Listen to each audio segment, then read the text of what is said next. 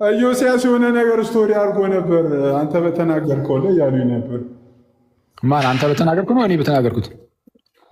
እኔማ ምን እናገራለሁ አባቴ። እኔ ምን ኢዮስያስን እኮ እዚህ ነው ቲክቶክ ላይ የምታየው። እዛ ፌስቡክ ላይ የሚለውን ብትሰማ እኮ በቃ ሌላ ታሪክ ውስጥ ገብቷል እኮ። እሱን ነው እኮ የሆነ ሰው አሁን እኮ ብሎኝ ነው። ኧረ ቆይ አለ አይደል እንዴ? ምን ችግር አለ እንዴ? ከኔማ አያመልጥም ኢዮሲ። እሺ የኦርቶዶክስ ወንድማችን አኬ ከጴንጤቆስጣውያኑ የነገረ ድነት እሳቤ ጋር እንቀራረባለን ሀሳብ ሲሰነዝር ነበረ። ይህ ሀሳብ ልክ አለመሆኑና የጴንጤቆስጣሉ የነገረ ድነት እሳቤ ትብብራዊ ወይም ደግሞ ኮኦፕሬሽን ትብብራዊ ኮኦፕሬሽን ቢሆንም ከኦርቶዶክሱ የትብብር ኮኦፕሬሽን እሳቤ የተለየ መሆኑን በማሳየት የኦርቶዶክሱ የነገረ ድነት እሳቤ አክት ኦፍ ፌዝን ሲያብራራ በቀዳሚነት የሚያነሳው የግለሰቡን ፈቃደኝነት በመሆኑ የድህነት አነሳሹ የግለሰብ ፈቃድ ወደሚለው ስለሚያዘነብል ከጴንጤቆስጣሉ የትብብር ሲነርጂስቲክ ኮኦፕሬሽን ከጴንጤቆስጣውያኑ የትብብር ሲነርጂስቲክ ኮኦፕሬሽን እንደሚለይና በይበልጥ በሉትራኑ መጽሐፈ ስምምነት ሐሳዊ ወደ ተባለው ገሚስ ፔላጂየስ የነገረ ድነት ምልከታ የሚቀራረብ መሆኑን ለማስገንዘብ የሞከርኩበት ቪዲዮ ነው፣ ያድምጡት ይላል። አይ እንግዲህ በመጀመሪያ ደረጃ እንግዲህ ዩሲ ወንድማችን እኔ ፈቃድ ይቀድማል አላልኩም። የእግዚአብሔርን የድህነትን ነገር እኛን እንደ ኢኒሼት የምናደርገው በጣም በተደጋጋሚ እኮ ተናገርን። ማለት እንደው ዝም ብሎ ጉንጭ አልፋ ክርክር ውስጥ እንግባ ካልተባለ በስተቀር እግዚአብሔር ካልጠራን ማንን እኛ አቤት ማለት ስ የምንችለው? ማለት ባልተጠራንበት ሁኔታ፣ እግዚአብሔር ልጁ ኢየሱስን ባላከበት ሁኔታ፣ ቃሉ ባልመጣበት ሁኔታ፣ ወንጌሉ ባልመጣበት ሁኔታ ቤት በኩል ነው ምንድነው ልናምን የምንችለው ነው እንዴ? ይህን እኮ በጣም በተደጋጋሚ ተናገርን። አንድ የመጽሐፍ ቅዱስ ክፍል ላንብብላችሁ ፕሊዝ። እሺ ሮሜ 10 ላይ ነው ያለው። አንድ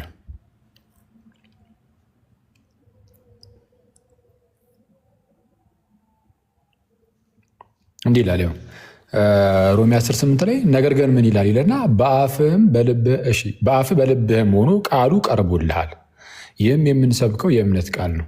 ኢየሱስ ጌታ እንደሆነ በአፍህ ብትመሰክር እግዚአብሔርም ከሙታን እንዳስነሳው በልብህ ብታምን ትድናለህና። ሰው በልቡ አምኖ ይጸድቃልና በአፉ መስክሮ ይድናልና ይላል።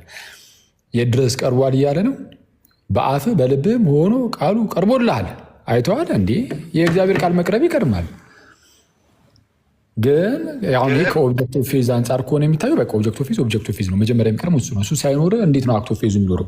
አክቲቭ ፌዙ ላይ ተብሎ ሲጠየቅ ከኦብጀክቲቭ ፌዙ ነጠለ። አሁን ባለፈውም ስነግር ነበር። ኦብጀክቲቭ ፌዙን የሆነ ቦታ ላይ ወሸቀ አክቲቭ ፌዝ የምትል ከሆነ አይሆንም። ምንድን ነው ራሱ አክቲቭ ፌዙ የሚመሰረተው በኦብጀክቲቭ ፌዙ ላይ እኮ ነው። ስለዛ ሁልጊዜም ቢሆን እሱ አለ፣ ኦብጀክቲቭ ፌዙ አለ። አክቲቭ ፌዝ የሚመሰረተው በኦብጀክቲቭ ፌዝ ላይ ነው። ለማንኛውም አንደኛ የእግዚአብሔር ጥሪ ይቀድማል። እግዚአብሔር ደግሞ ሁሉንም ሕዝብ ጠርቷል። እንግዲህ በሉ ኑ ልጆቼ ብሏል። በልጁ በክርስቶስ በኩል ሁሉንም ሰው ይማልዳል። አሁን ላይ እግዚአብሔር አምላክ ጳውሎስን በቆሮንቶስ መልእክቱ ላይ እንደተናገረው እግዚአብሔር በልጁ በክርስቶስ በኩል ዓለምን ይማልዳል። በቃ አሁን ይለምናል፣ ኑ ብሎ ማለት ነው። ኑ ታረቁ ብሎ ስለዚህ ጥሪውን ሰምቶ ሰው ደግሞ ሊፈቅድ ይችላል። አይቶ ሊያምን ይችላል። አሜን እሺ ሊል ይችላል። ሰው እሺ ሊል ይችላል፣ እምቢ ሊል ይችላል። ምን ቀደመ? የእግዚአብሔር ጥሪ። ከዛ በኋላ ሰው እሺ ወይም እምቢ ይላል። እሺ ወይም እምቢ ሲል ራሱ ግን የእግዚአብሔር ምን ያስፈልጓል? እርዳታ ያስፈልጓል። የእግዚአብሔር እርዳታ በመልካም ነገሮቻችን ሁሉ ውስጥ ወደ ውጭ አናደርጋቸውም ብለናል። ስለዚህ በእግዚአብሔር እርዳታ ሰው እሺ ማለት ይችላል። አይ አልፈልግም የሚል ከሆነ አልፈቅድም የሚል ከሆነ መብቱ ነው። እግዚአብሔር ልቡን ሳይከፍትለት በዛው በድንቁርና ውስጥ ይቀጥላል ማለት ነው። እምቢ የሚል ሰው ከሆነ ደግሞ የእግዚአብሔርን ቃል አልፈልግም የሚል ሰው ካለ እና የእግዚአብሔር ቃል ቀጥታ ይዘራል። እኔ በነገራችን ላይ የነጻ ፈቃድ ላይ እውነቱን ለነገር ገና ምንም አልነካ ነው። በተለይ ከኛ ሳይድ በጣም ብዙ ማስረጃዎችን ገና አላቀረብንላችሁም። ለምሳሌ ለዚህ ጥሩ ማስረጃ የዘሪው ምሳሌ ነው። የዘሪው ምሳሌ እስቲ ግለጥ እስቲ ማቴዎስ ወንጌል ምዕራፍ 13 ነው። ማን ነው አንቺ? ማቴዎስ 13 ስክሪንሻት ካላመጣችልም አንተሽ ኢዮባስ በስክሪንሻት ለምን አልለጥፈውም? እሺ አንዴ ቆይ ኢዮባ ይሻላል ልንቀሳቀስ ስለሆነ ነው። ኦኬ ማቴዎስ 13 ነው ስፒር። ይሄ የዘሪው ምሳሌ ከቁጥር 1 ጀምሮ ማድረግ ይቻላል። ከቁጥር 3 መሰለኝ የሚጀምረው ግን ቁጥር 1 ጀምሮ ከቁጥር 2 ነው ከቁጥር 3 ጀምሮ 3 ላይም አለ 18 ላይም አብራርቱ። እሱ ትርጓሜው ነው። የምሳሌው እስከ 8 ድረስ ደግሞ ምሳሌው ነው። ያ 13 ላይ አብራራበት። በዚያን ቀን ኢየሱስ ከቤት ወጥቶ በባህር አጠገብ ተቀመጠ። እስማ ጠረግ አድርጎ እስቲ ካሜራህን ስፒር። ኢዮባ ነው እንዴ? አንተ ምንድን ነው ካሜራን ቫዝሊን ቀብተህ ትመጣለህ እንዴ? እኔ እኮ ባህሩ አጠገብ ሆኖ ነው እንደ ስፒር የሚያሳየን ቃሉን እያልኩ ነው። ባህሩ አጠገብ ግሪክ እኮ ነው ያለው እሱ ኢየሩሳሌም አይደል?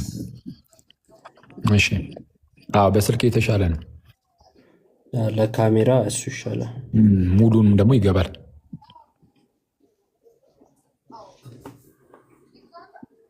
እሺ ይታያል። አንብብልን ወይ አንተ ወይስ? እሺ በዚያን ቀን ኢየሱስ ከቤት ወጥቶ በባህር አጠገብ ተቀመጠ። እርሱም በታንኳ ገብቶ እስኪቀመጥ ድረስ ብዙ ሰዎች ወደ እርሱ ተሰበሰቡ። ሕዝቡም ሁሉ በወደቡ ቆመው ነበር ይለና አሁን ከቁጥር 3 ጀምሮ በምሳሌም ብዙ ነገራቸው፣ እንዲህም አላቸው፣ እነሆ ዘሪ ሊዘራ ወጣ። ልክ እነሆ ዘሪ ሊዘራ ወጣ። እሺ እርሱም ሲዘራ አሁን በቃ ዘራ። ዘሩ ላይ ምንም ልዩነት የለም። ተመሳይ ዘር በቃ ለሁሉም ተሰጠ። አሁን አይቷል። በቃ ዘሪው ወጣ፣ ዘሩን ዘራ። በደንበራችሁ ተመልከቱ። እሺ አንዴ እርሱም ሲዘራ አንዳንዱ በመንገድ ዳር ወደቀ፣ ወፎችም መጥተው በሉት። ሌላው ብዙ መሬት በሌለበት በጭንጫ ላይ ወደቀ፣ ጥልቅ መሬትም ስላልነበረው ወዲያው በቀለ። ልክ በቅሏል ወረዲ። አሁን ዘሩ ምንድነው? ጥልቀት ስለሌለው ወዲያው በቅሏል። ግን ፀሐይ በወጣ ጊዜ ግን ጠወለገ፣ ስርም ስላልነበረው ደረቀ። የመጀመሪያው በመንገድ ዳር ነበር የወደቀው፣ ዘን ወፎች መጥተው በሉት። ሁለተኛው ይህንን ምሳሌ ሁላችሁም ታውቁታላችሁ።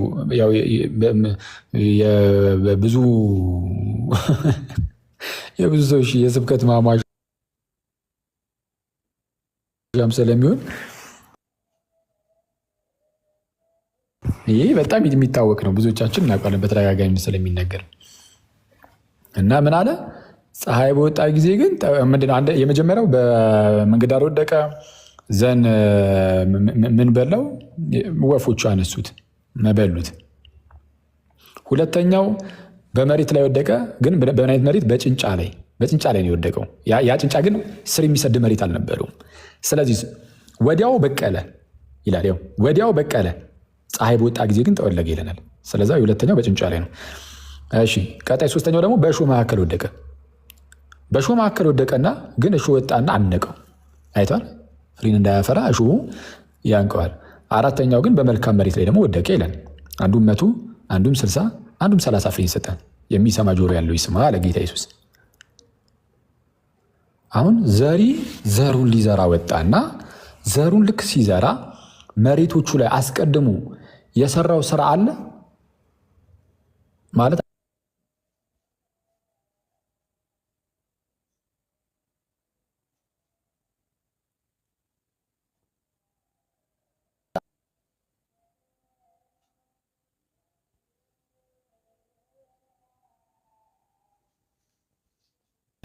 በቃ ዘሩም ተመሳይ ዘርን የተዘራው ግን አንዳንዱ የመንገድ ዳር ሲወድቅ ታያላችሁ፣ አንዳንዱ ጭንጫ ላይ፣ አንዳንዱ በእሾህ መካከል፣ አንዳንዱ ደግሞ መልካም መሬት ላይ ሲወድቅ ታያላችሁ። ራሱ ያው ዘር ማለት ነው። 4 አይነት ቦታ ሲሉት ያላቸው። ይህንን ጌታ ኢየሱስ ሲተረጉም እንዲህ ይላል። ዝቅ በል ቁጥር 18 ላይ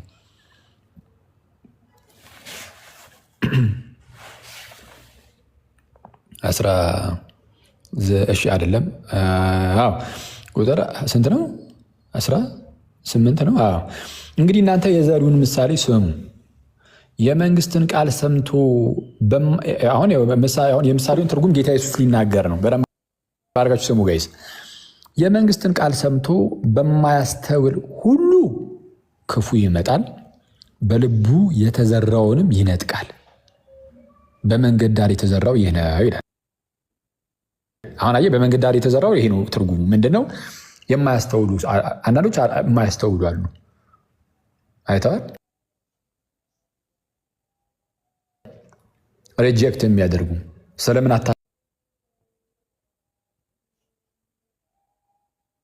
አታስተውሉም? ስለምን አታስተውሉም? እናንተ ደንቆሮች እየተባሉ በጣም የተገሰጹ አይነት ሰዎች፣ ሁሌም ጀርባቸውን የሚሰጡ አይነት፣ እነዚህ ቃሉን ቢሰሙም አይቀበሉም፣ አንቀበልም የሚሉ ናቸው። ስለዚህ ክፉ ከነርሱ ላይ ይወስደዋል። ይሄ ምንድነው? ዘሩን ምንድነው አለ? የመንግስቱ ቃል አለ። የመንግስትን ቃል ሰምቶ በማያስተውል ሁሉ ይላል። ስለዚህ ዘሩ በቃ የእግዚአብሔር ቃል ነው። እሺ ቀጠል አድርጎ የጭንጫውን ደግሞ ይናገራል። በጭንጫ ላይ የተዘራውም ይህ ቃሉን ሰምቶ ወዲያው በደስታ የሚቀበለው ነው ይላል። ተመልከቱ ጋይስ። ስለዚህ ቃሉን መቀበል ይችላል ሰው? አዎ ይችላል። ይኸው አክሊል ይሄ እኮ መልሶ ግን እንደዚህ ሲጠወልግ አይተናል። አዎ ሲጠወልግ አይተናል። እዚህ ጋር ይሰናከላሉ ይላል። መሰናከል ያለው አስቀድሞ የምርም በእውነትም ስለተቀበለ ነው። ግን የሚጸና አይደለም። ትክክል። የሚጸና ባይሆነ ራሱ ግን አትሊስት ለጊዜውም ቢሆን በደስታ የእግዚአብሔርን ቃል መቀበል ችሏል? አልቻለም? ችሏል። እንዴት? ስፒሪቹዋሊ በመንፈስ ማለት ነው።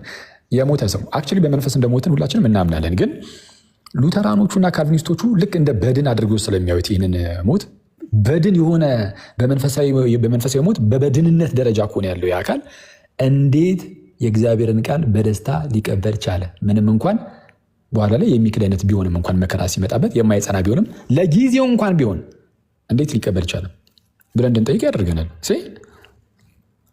ሰው በጭንጫ ላይ የተዘራውም ይህ ቃሉን ሰምቶ ወዲያው በደስታ የሚቀበለውን ይልና ነገር ግን ለጊዜው ነው እንጂ በእርሱ ስር የለውም።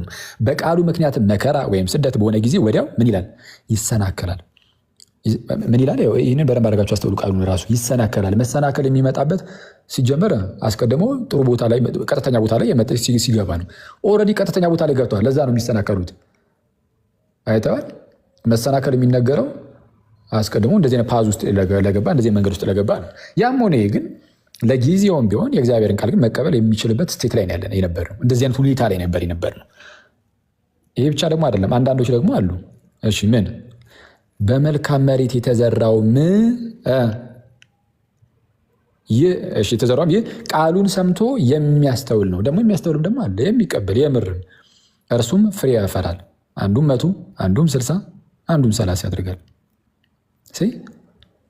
ስለዛ ምንድን ነው ከተባለ አስቀድሞ ይህ እንደዚህ ለመቀበል ምን ለማለት ምን ራሱ እንትን አያስፈልግም? ምንድነው ዘር አያስፈልግም? እንዴ ያስፈልጋል። ቃሉ ያስፈልጋል። ስለዛ ቃሉ ወደ ሁላችንም መምጣት አለበት አስቀድሞ። ይህ የእግዚአብሔር ጥሪ ነው።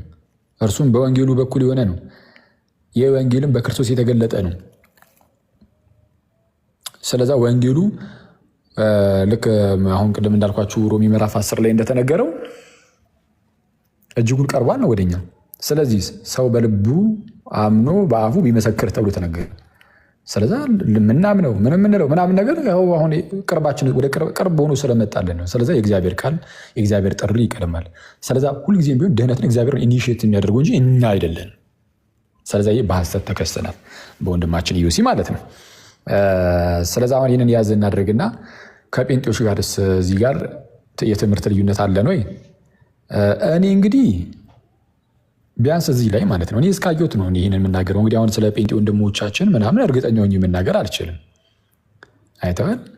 እርግጠኛ ሆኜ መናገር አልችልም። ለምሳሌ ሉተራኖች ቅዱስ ቁርባን ላይ እውነተኛ ጌታ ስጋና ደም ነው ብለው ያምናሉ ብላችሁ ጠይቁኝ፣ እርግጠኛ ሆኜ አዎ ብዬ መናገር እችላለሁ። አትሊስት በቃ ዝም ብዬ ኮንፌሽኑን ምናምንም አውጥቼ ማሳየት ስለሚችል ማለት ነው። የጴንጤዎች ግን አሁን እንግዲህ ያው እኔ አሁን እስካለኝ መረጃ ከኛ ጋር ይመሳሰላል ብዬ ነው የማስበው፣ እስካለኝ መረጃ ማለት ነው። እስካለኝ መረጃ አዎ የምርም እግዚአብሔር መጥራት አለበት ብለው ይናገራሉ። ግን ደግሞ ነፃ ፈቃድም ደግሞ አለን ብለው ሲናገሩ ነው የምሰማው። አርሜኒያን ከሆኑ ግን ጴንጤዎች አርሜኒያን ከሆኑ ከኛ ጋር ተመሳሳይ አይደሉም። እኛ አርሜኒያኖች አይደለንም። እኛ ኦርቶዶክሳውያን የጃኮብ አርሜኒዩስ ተከታዮች አይደለንም። እኛ የጃኮብ አርሜኒዩስ ተከታዮች ሳንሆን የኢየሱስ ክርስቶስ ተከታዮች ነን። ክርስቶሳውያን ነን እንጂ አርሜናውያን አይደለንም። አርሜኒያንስ አይደለንም ማለት በትምህርትም ማለት ነው። በትምህርትም ከአርሜኒያኖች ጋርም ልዩነት አለን።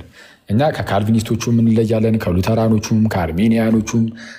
አርሜኒያኖቹ ባለፈው አንስተን እንደነበረው እነሱ አዎ በቶታል ዲፕራቪቲ ያምናሉ፣ ሰው ነፃ ፈቃድ የለውም ብለው ያምናሉ። ግን ፕሪቪኒየንት ግሬስ መጥቶ እንደዚህ ያነቃቸዋል የሚል ነገርን ያስተምራሉ። ነፃ ፈቃዳቸውን ተጠቅሞ ከዛ በኋላ ከፈለጉ እሺ ይላሉ፣ ከፈለጉ እምቢ ይላሉ የሚል ነገርን ያስቀምጣሉ። የእግዚአብሔር ምርጫ እዚህ ላይ ልንመሳሰል እንችላለን ከአርሜኒያኖቹ ጋር። እነርሱም የእግዚአብሔርን ምርጫ የሚያዩት እንዴት ነው? ኮንዲሽናል ነው ኤሌክሽኑ ብለው ያምናሉ። ይህም ሰውየው ነፃ ፈቃዱን ተጠቅሞ ከፕሪቪኒየንት ግሬስ በኋላ ማለት ነው ነፃ ፈቃዱን ተጠቅሞ የመን እግዚአብሔር አስቀድሞ ያውቃል፣ በቅድመ እውቀት ማለት ነው። እግዚአብሔር አስቀድሞ ሁሉ ነገር ስለሚያውቅ ከዛ አንጻር ነው ምርጫ የሚካሄደው። እግዚአብሔር አስቀድሞ ከማወቁ አንጻር ብለው ይናገራሉ። እዚህ ላይ ተመሳሳይ ልንሆን እንችላለን። ግን የመጀመሪያ ላይ ግን የቶታል ዲፕራቪቲ ላይ ግን አንመሳሰልም። የፈቃድ ስርዓት ወይም ምልአተ ጉስቁልና የምንለው ላይ እሱ ላይ አንመሳሰልም።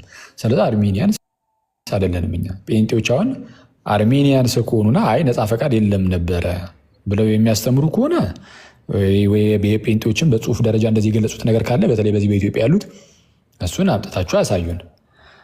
ካልሆነ ግን ከኛ ጋር የሚመሳሰል ከሆነ ጴንጤዎችን በዚህ ልንወቅሳቸው አንችልም ማለት ነው። በቃ በሚወቀሱበት የምንወቅሰው ከኛ ምንድነው በእኛ ክርስቲያን ስለሌሉ ብቻ ዝም ብለን እንደዚሁ የማይሉትን ይላሉ ብለን አንወቅስም። ግን እንዳልኩት ነው ጴንጤዎች አይ እንደዚህ ያምናሉ ብሎ የሚያመጣልን ሰው ካለ ግን የእነሱን ደግሞ ዶክመንት ይዘን አይ ይኸው ጴንጤዎችም እንደዚህ ነው የሚያስተምሩት ብለን በመጽሐፍ ቅዱስም በክርስቲያን ታሪክም እንወግታለን። ነፃ ፈቃድ የለንም ብለው የሚያስተምሩ ከሆነ ማለት ነው ጴንጤዎች። ስለዛ ኢዮስያስ ያስቀመጠው ሀሳብ እንግዲህ ምንም ሀሳብ የማያነሳ ውሃ የማያነሳ የሚባለው እንደዛ ነገር ነው። ግን ያው እንግዲህ እሱ በተረዳው ልክ ነው ብለን እንለፈው፣ ችግር የለም። ነፃ የለም ብለን ነፃ የለም ብለን አናምንም። እኩስ ማነው ስሙ ጆቴቲ ወልድ ያለው ህይወት አለው። ጆቴቲ እንትን ነው አኩስ ነፃ ፈቃድ ነው። ነፃ ፈቃድ የለም ብለን አናምንም ከሆነ እኔ እስካሁን ድረስ የሰማሁት እንደዛ ነው። ነፃ ፈቃድ የለም እንደሚሉ እኔ ሰምቼ አላውቅም። እሺ ቀጥል ኤልያስ፣ ምን አልከኝ?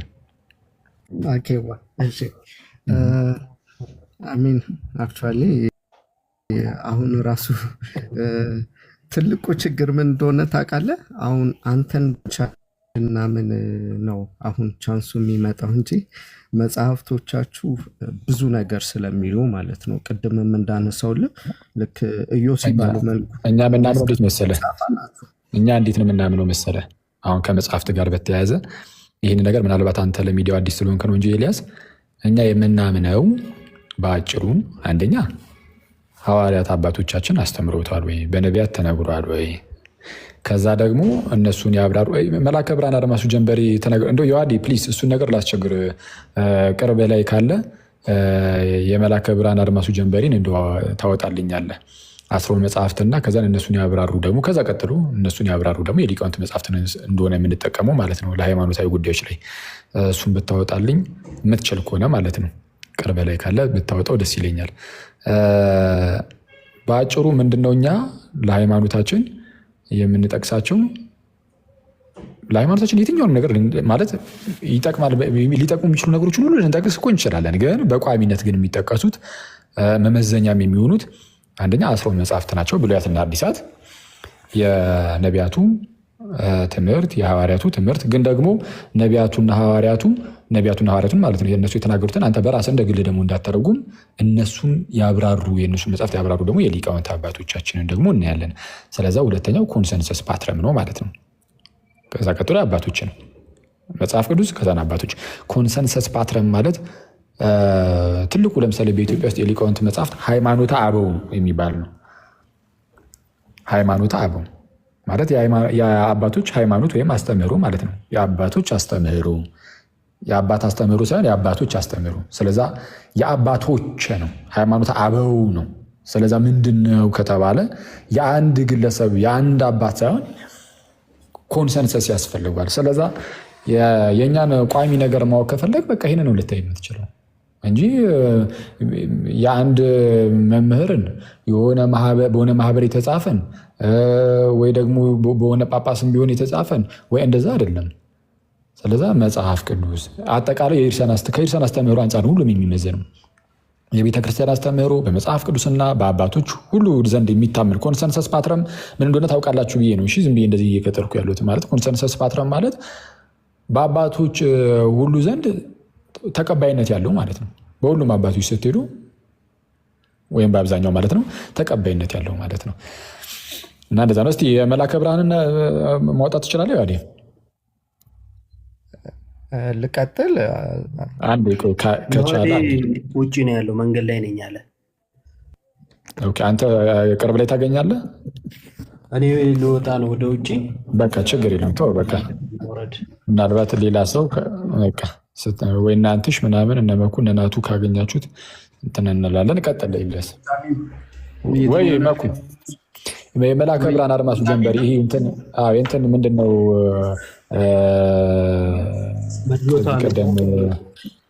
ከዚህ ቀደም ስታነስናት ነበር አለ እንዴ መኩ መጽሐፉ ላይ ፔጁን በደንብ አላውቀው፣ ፒዲኤፍ ላይ ነው የማውቀው። እሱ ላይ ፔጅን በደንብ አልያዝኩትም። ፒዲኤፍ ማውረድ የምችል ከሆነ ፔጅ 30 ላይ ነው። ፒዲኤፍ ኦንላይን ማውረድ የሚችል ይለያል። ይኸኛው በሀርድ ኮፒው ይለያል። ትንሽ ስለሚለይ ጽሁፉ ለሞከር ቆይስቲ አለ እንዲ ፒሲ ላይ ካለ ገጽ 30 ላይ ቀጥል ኤልያስ። እያልኩ የነበረው አኬው አሁን አንተን የማመንና መጽሐፎቹን የማመን ሁለቱ ላይ ነው የምንወድቀው ያልኩ ለዛ ነው። አሁን እንዳልኩ በንባብ ደረጃ አንተ ነጻ ፍቃድ አያጣም አልከኝ፣ እኔ ደግሞ አገኘው እያልኩ ነው። ስለዚህ አንተ እያልክ ያለኸው እኔን እመነኝ፣ በማህበሩ የተጻፈ መጽሐፍ አትመነኝ ነው። ስለዚህ ጥያቄ አንተን እንዳምንክ አንተ ከቤተ ክርስቲያኖቱ ዘንድ ድጋፍ የሚሰጥ መጽሐፍ አላቀረብክም፣ አላሳየህም። ስለዚህ ከአንተ የአባቶች መጽሐፍ ምንድን ነው? እስቲ አንተ ያልከውን አምጠው መጀመሪያ። ቆይ አንዴ፣ በመጀመሪያ ደረጃ አንተ ያልከውን መጽሐፍ አምጠው። እሺ፣ ያው ይታያል። አሁን አይታይም። ክፈተው፣ ሴቭ በለው። ቪዲዮ ከፍተህ ከሆነ ሴቭ በለው። ከፍ አድርጉት አንዴ።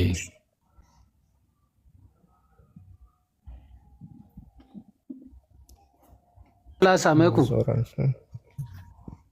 ውረድ ኤልያስ ክፈተው እንጂ እንትን በለው ነው። ይታያል አሁን። ምንድን ነው መጽሐፍ? እስኪ ቆይ። እሺ መብራት ስለጠፋ ነው ይቅርታ። ነገረ ድነት ይላል። ስለዚህ ተጻፈው ይኸው ከስር በሰንበት ትምህርት ቤቶች ለሚማሩና ከፍተኛ ትምህርት ተቋማት ተማሪዎች መምሪያ የተዘጋጀ እሱ መጽሐፍ ላይ ገጽ 9 ጀምሮ መጽሐፍ ላይ ነው አሁን የከፈከው። ካልሆነ ብሌሙን ይወስዳለሁ። እሺ መጀመሪያ ነው እስቲ ጽሁፉን ከዚህኛው ስልኬ ከዚህኛው ስልኬ በዚህ ስላነሳሁት ነው። እስቲ ጽሁፉ ምን ይላል? እሺ ምን ይላል? ላይት አለው ያስቀምጥና የመጀመሪያው ጸጋው ተገፈፈ። ቆይ አይ ቀጥታ እናንብበው አንዴ እስቲ። ምን ጠጋ አድርገው እኮ ያነበብኩልህ እኮ ነው። እሺ አይ እንደዚህ አድርገውና በትልቁ አድርገው ወይ እስቲ በትልቁ አድርገው እና አንብበው። ምን ችግር አለው?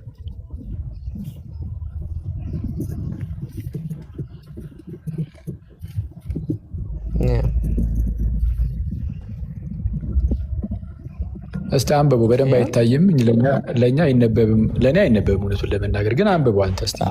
እሺ አይ እሺ ምንድን ነው የሚለው? እኔም ከዛኛው ስልክ ማነብልክ የአዳም ችግር የለም። ውድቀት ስንል ጸጋው ተገፈፈ፣ ባህሪው ጎሰቆለ ማለታችን ነው። አንደኛ ጸጋው ተገፈፈ፣ ራቁቱን ሆነ። ለአዳም ለሔዋን የጸጋ ልብስ ነበራቸው። ዕፀ በለስን በልተው ትእዛዙን ሲሽሩ ግን ራቁታቸውን ሆኑ።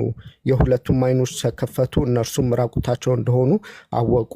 ዘፍጥረት 3:7 ተፈራሩ ይላል። ከዛ ኃይልን አጣ ይላል። በሁለተኛው ላይ ኃይልን አጣ። ፈቃደ ነፍስ በፈቃደ ስጋ ላይ የነበራትን ኃይል አጣች። ለመብላት በአማረ ለዓይን በሚያስጎመጅ ለጥበብ መልካም መስሎ በሚታየው ነገር ተሸነፈ። ሰው እንስሳ ይመስል ለፈቃደ ስጋው ድል ሆነ። ሰው ጥቅስ ይጠቅሳል። ጥቅሱን ልለፈው። መዝሙር 48 ነው። ይታያል። ችግር 48 ነው። እሱን አንብበው። ከዛ እንስሳት ስም ያወጣ የነበረ አዳም ስም ያወጣላቸውን እንስሳት ፈራ፣ ከእግዚአብሔር ከአምላኩ ሸሸ። ድምፁን የሚያደምጥበት መንፈሳዊ ኃይል አጣ። ኃጢአት ነውር ማንንም ሳያሳድደው ሸሸ። ጥቅስ ይጠቅሳል። የኃጥእ ሰው ፍርሃት በላዩ ይመጣበታል ይላል ምሳሌ 10:24። ከዛ እንግዳ ሆነ ይላል። አሁንም ውድቀቱን ነው በሁለት ከፍሎ እየዘረዘረ ያለው። ቅድም እንዲያውም እኛን የወቀስክበትን እዚህ ላይ ጠቅሷል። እንደ እንስሳ ሆነ ይላል። እኛን ሮቦት ምን ሆናችሁ ምናምን ስትል ነበር። በድን እንደ በድን ስትል ነበር። በድን ሆነ ይላል። እንደ በድን እኮ እንደ እንስሳ ማለት መቼስ እንግዲህ እንደ እንስሳ ሆነ የተባለው ስማኛ አይደል? ከላይ ጀምሮ ሲናገር እንደነበረው ፈቃደ ነፍስ በፈቃደ ስጋ ላይ የነበረውን ኃይል አጣ ማለት እንደ ስጋ ፈቃድ ሳይሆን እንደ መንፈስ ፈቃድ የሚመላለስ የነበረው እርሱ አሁን ግን የስጋ ፈቃዱ አየለበት ነው። ስለዚህ እንደ ስጋ መኖር ጀመረ። እንደ ስጋ መኖር ደግሞ ወደ እንስሳነት ወደ እንስሳዊ ባህሪ መምጣት ነው። ልክ መዝሙረኛው ዳዊት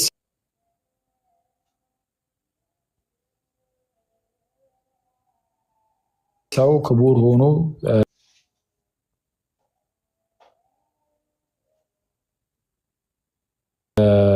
ተፈጠረ፣ ግን ምንድነው ክቡር የሆነ ሰው እንስሶችን መሰለ ብሎ እንደተናገረው ማለት ነው። ከዛ አንጻር ነው የሚታይ እንጂ ምን ያገናኘው ከነጻ ፈቃድ ጋር? ቀጥላ እስቲ ያው ነው ተመሳሳይ ያው አይደለም። ሌላኛው ደግሞ እሺ አንተ አልክ ችግር የለውም መንፈሳዊ ኃይሉን አጣ ይላል። ይሄም ማጣት ነው እንጂ ደከመበት ምናምን አይደለም። እሺ ኃጢአት ነውና ማንም ሳያሳድደው ሸሸ ይላል እኮ። እሺ ልቀጥል። ቆይ ገነት ባለ ርስት የዚህ ዓለም ከነበረው የሰው ልጅ ርስቱን በማጣት እንግዳ ሆነ። ርስቱን የሚናፍቅ ለዚህ ነበር ብሉይ ኪዳን ዘመን የነበሩ አቦ እንግዶች ነን ያሉት ይላል። ፈርዖን ያዕቆብን እድሜ ዘመን። እሺ ጥቅሶች ናቸው ልለፋቸው። ሁለተኛው ባህሪ ጎሰቆለ ይላል። ወዳጅ ኢልያስ የምትፈልግበት ቦታ ላይ ብቻ ሄድ እስቲ። የምትፈልግበት ቦታ ላይ ብቻ ሄድ። ሁሉም ያጣውን ነገር ይላል። እሺ ነጻ ፈቃዱን አጣ የሚለው ላይ ብቻ ላይ ሄድ። አሁን እኮ የምትናገራቸው እንዳለ የጉስቁልና እንትኖች እኮ ናቸው። ጉስቁልናማ እንዳለ እናውቃለን እኮ። ዲፕራቪቲ እንዳለ እኮ እናምናለን። እንደናንተ ቶታል ዲፕራቪቲ አንልም እንጂ ዲፕራቪቲማ አለ፣ ጉስቁልና አለ። ይህ ጉስቁልና ምንድን ነው? ከእግዚአብሔር መለየት ነው። ቆይ አንዴ ከእግዚአብሔር መለየት ነው። የለ በደንብ አድርገህ ስማኝ። የኛ አስተምሮ ማለት ነው እግዚአብሔር ብርሃን ነው። ልክ ብርሃን ከሆነ ከእግዚአብሔር ስንለይ ጨለማ ውስጥ ገብተናል። ስለዛ በጨለማ በድንግዝግዝ ጨለማ የምንመላለስ ነን። እንዴት እንኳን መጓዝ እንዳለብን ስፒሪቹዋል ብላይንድነስ ውስጥ ገብተን ነበር። የምርም ታወረን ነበር። ግን እግዚአብሔር አባታችን መቶ ድምፁን ሲያሰማን ልጆቼ ብሎ ሲጠራን ግን ምንድነው እሺ አቤት ብለን የምንቀበል ሆንን ነው። ስለዚህ ጨለማ ውስጥ ነበርን። ከእግዚአብሔር በራቅን ጊዜ እግዚአብሔር ሕይወት ነው።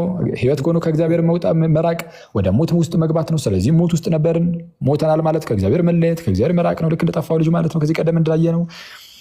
እግዚአብሔር ባህሪው ቅዱስ ነው። እግዚአብሔር ባህሪው ቅዱስ ነው። ከዚህ በባህሪው ቅዱስ ከሆነ ከእግዚአብሔር መለየት በራሱ ከቅድስና መለየት፣ ከንጽህና መለየት፣ ከዛ ወደ ኃጢአት ማዘንበል ውስጥ መግባት ነው። ስለዚህ የኃጢአትን ስጋ መያዝም ጭምር ነው። የኃጢአት ስጋ ማለት ለኃጢአት የሚገዛ የኃጢአት ባሪያ የሆነ ስጋ ማለት ነው። ስለዚ የያዝነው ስጋ እንደዚህ አይነት ስጋ ነው። ለኃጢአት የሚገዛ አይነት ስጋ ነው።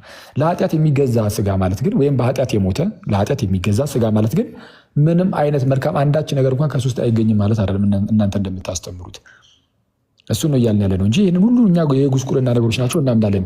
ስለ ነፃ ፈቃድ የተናገሩበትን አንዴ እንየውና ከዛ በኋላ ከምን አንጻር ልንመለከተው እንደምንችል ልንገርህ ብዬ እኮ ነው። አሁን ካልከው ቃል ጋር ራሱ እኮ መጀመሪያ ያነበብኩት ይጋጫል፣ ግን ስትጠቅሙ አልታወቀም። ምኑ ነው የሚጋጨው? ሲጠራን አቤት ማለት ቻለን አልክ። አሁን አቤት እንላለን። እዚህ ጋር ግን ድምፁን የሚያደምጥበት መንፈሳዊ ኃይል የለውም ነው የእግዚአብሔርን ድምፅ የሚያደምጥበት። ሂድና አንዴ ቆይ አንዴ እንትን በሉና አብረን እናንብበው እስቲ በምን መልኩ እንዳስቀመጡት አብረን። የትኛው ጋር ነው እንግዲህ አሁን የሚለው ላይ ነው? ይሄው የመጀመሪያው መንፈስ ድምፁን የሚያዳምጥበት መንፈሳዊ ኃይል አጣ። እሺ ቀጥል። ስለዚህ አቤት ቆይ ቀጥልና እዛው ወዴት የምትሄደው? ኧረ እባክህ ሂድ እዛው ጋር። እሺ ይኸው አንብበው እንጂ።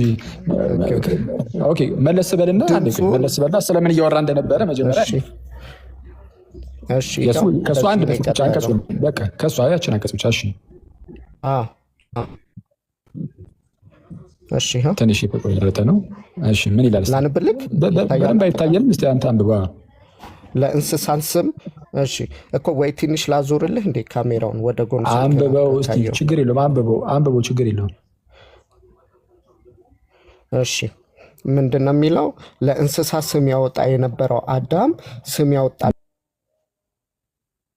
እንስሳት ፈራ ይልና ከእግዚአብሔር ከአምላኩ ሸሸ፣ ድምፁንም የሚያደምጥበት መንፈሳዊ ኃይል አጣ ነው የሚለው። እሺ ቆይ አንዴ ኃይልን ቆይ አንዴ እኔም ወደ የምፈልገው ኧረ እባክህን እስቲ እንደው አትቸኩል በጌታ ስም እንደዚህ አለ። ከዛ ደግሞ ወደምፈልገው ከምትል እሺ ኃይሉን አጣ ይላል። እሺ ኃይሉን አጣ በምን ደረጃ ነው ያጣው ይላል?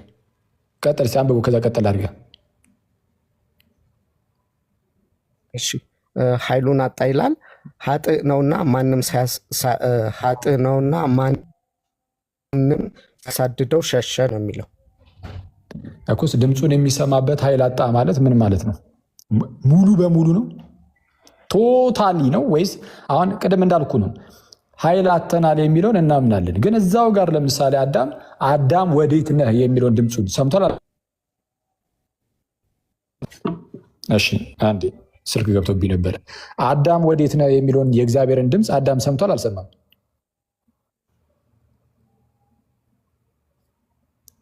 አይሰማም ድምፄ? እኔ ነው አንተን ነው። አዳም ወዴት ነህ የሚለውን የእግዚአብሔርን ድምፅ አዳም ሰምቷል አልሰማም? እኮ ጥያቄው እኮ ለእኔ መሆን የለበትም። መጽሐፉን ኧረ ሰማኝ እባክህን እኮ መጽሐፉ ምን እያለ እንደሆነ ልነግርህ እኮ ነው። ምንድነው ድምፁን የምንሰማበት ኃይል አጣ? በመጽሐፍ ቅዱስ መሰረት ከሆነ ሰምቷል።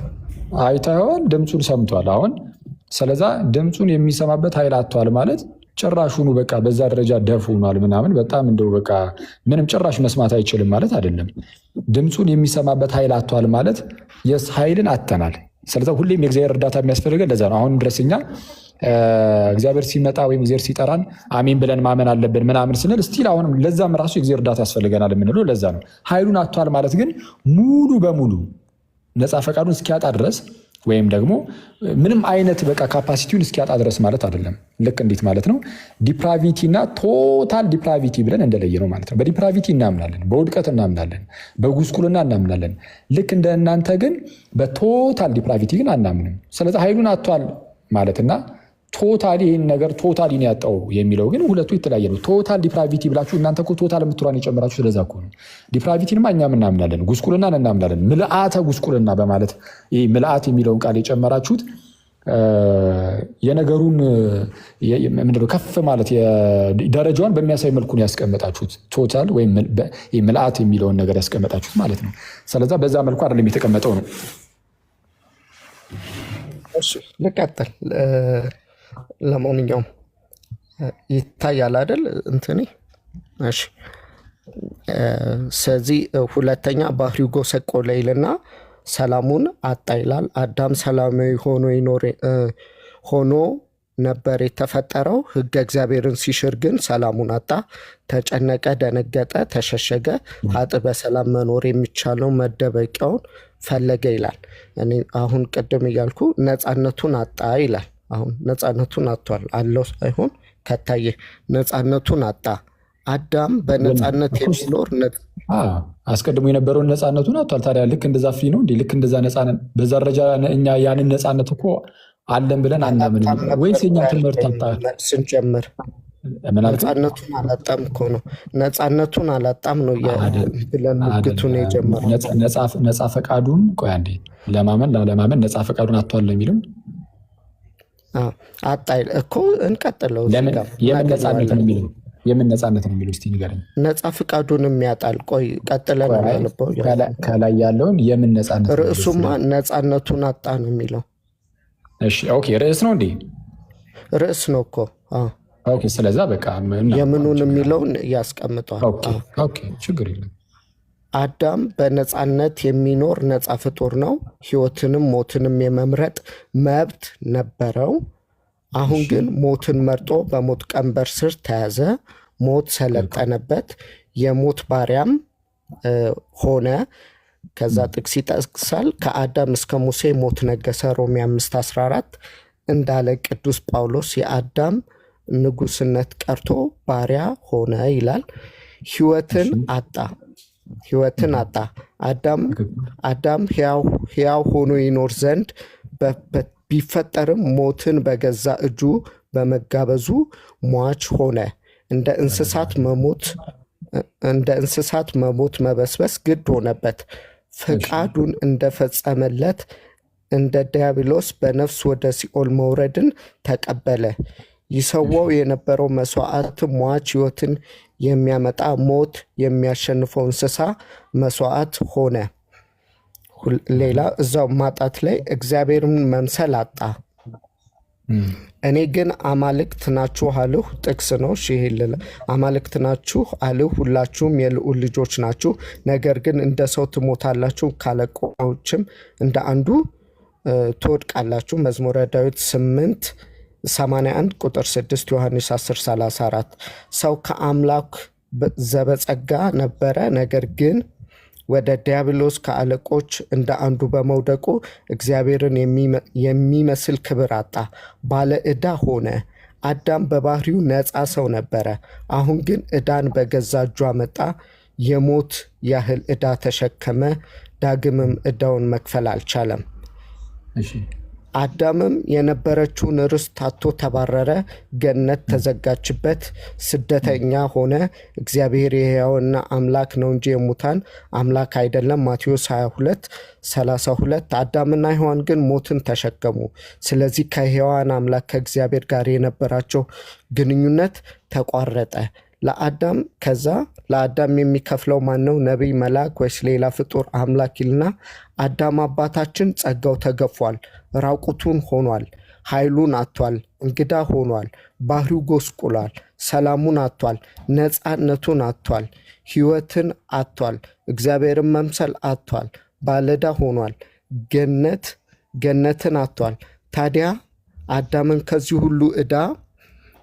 ሁሉ ዕዳ አውጥቶ ሞትን አሸንፎ ሐዲስ ተፈጥሮ ለተፈጥሮ የሚችል ወደ መጣበት ርስት የሚመልሰው ባለጸጋ። አቤት ነፃ ፈቃድ ላይ ሄድ። ይሄው ነፃ ፈቃድ ላይ ደርሰሃል። ይሄው ምንድን ነው የሚለው? ነፃነቱን አጥቷል እኮ ነው። ነፃነቱን አጥቷል የሚለው ምን እንደሆነ እዚህ ጋር ሊያብራራ ነው ብለኸኝ እኮ እያነበብኩ እኮ እየጠበቅኩ ነው እኮ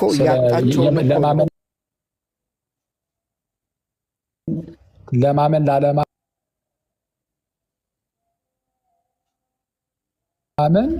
ነፃ ፈቃድ የለውም የሚለውን ያስቀምጣል ብለኸኝ እሱን እኮ እየጠበቅን አጥቶታል እያለን እኮ ነው ያለው። አጥቶታል እያለን እሱን እኮ ነው የምልህ። ነፃነትን ማጣት ማለት ምን ማለት ነው? አስቀድሞ የነበረው ነፃነት ነው። ያጣውን አለው እያልከኝ ነው አንተ። አላልኩህም። እዚህ ጋር አላጣውም እያልከኝ እና ሰማኛ እንዴ? አሁን እዚህ ላይ የተነገረው ነገር ስህተት አይደለም። ስህተት ቢሆን በነገራችን ላይ በግልጽ ነበር የምነግርህ። አይ ይሄ በቃ ይሄ ስህተት ነው ከዚህ አንጻር ምናምን ብዬ እነግርሃለሁ። ምክንያቱም የግለሰብ መጽሐፍ ስለሆነ ማለት ነው። ችግር አይኖርብኝም ነበር ቢሆን ኖሮ። ይሄ ግለሰብ አይደለም እና ይህ ምንድን ነው? ይኸው የሰንበት እንትኑን ፈርስት ፔጁንም ላሳይክ እኩስ ምንድን ነው ታዲያ? ማለት የሰዎች ማለት ነው ማለት የሆነ በትልቅ ደረጃ በሊቃውንትም የተጻፈ አይደለም ወይም ደግሞ ማለት በአባቶች የክርስቲያን አባቶች ማለት ነው የጥንት አባቶች ዘንድም ወይም ደግሞ ቤተክርስቲያኒቱም ኦፊሻሊ የእምነት አቋሚ ነው ብላ የሰጠችውም አይደለም። በማህበር የሚጻፍ በሆነ በአንድ ግለሰብ የሚጻፍ በማንም የሚጻፍ ብቻ የግለሰብ መጽሐፍት ናቸው እነዚህ። እሱን አይደለም እያልኩ ያሉት። እንደዛም ሆኖ ግን ትክክል ነው። አሁን ያነበብኩ ጠቅላላ ነገር የእኛ እምነት ነው እና ይሄ አሁን እስካሁን የሰማሁት ነገር ጠቅላላ ኦርቶዶክሳዊ ነው። ነፃነቱን አጥቷል ወይ አዳም? ትክክል፣ ነፃነቱን አጥቷል። አስቀድሞ የነበረውን ነፃነት እስቲ ንገረኝ፣ ምን ነበረ እንዴ? ያ ሁሉ ነፃነት አዳም ጋር የነበረው ከእግዚአብሔር ጋር የመኖሩ ያ ፌሎሺፑ እኔ ከእንስሳት አንጻር እኮ ራሱ ነገረ ምንድነው በስማቸው ይጠራቸው የነበሩ እንስሳቶችን ሳይቀር ሲፈራቸው ታያለ። እና ነፃ በሚገባ በጣም በሚያስደንቅ ሁኔታ ድራማቲካሊ ነው የሚገርም ነፃነትን የሰጠው አዳም።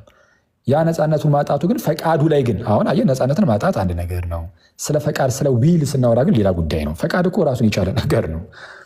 ፈቃድ በውስጥ ያለ ነው፣ በባህሪ ውስጥ ያለ ነው። ስለዛ ያ ፈቃድ ሁሌም ቢሆን ነፃ ነው። ነፃ ይሆንና ግን ሊጎዳ ይችላል እንጂ ሙሉ በሙሉ ፈቃድ ሊጠፋ አይችልም።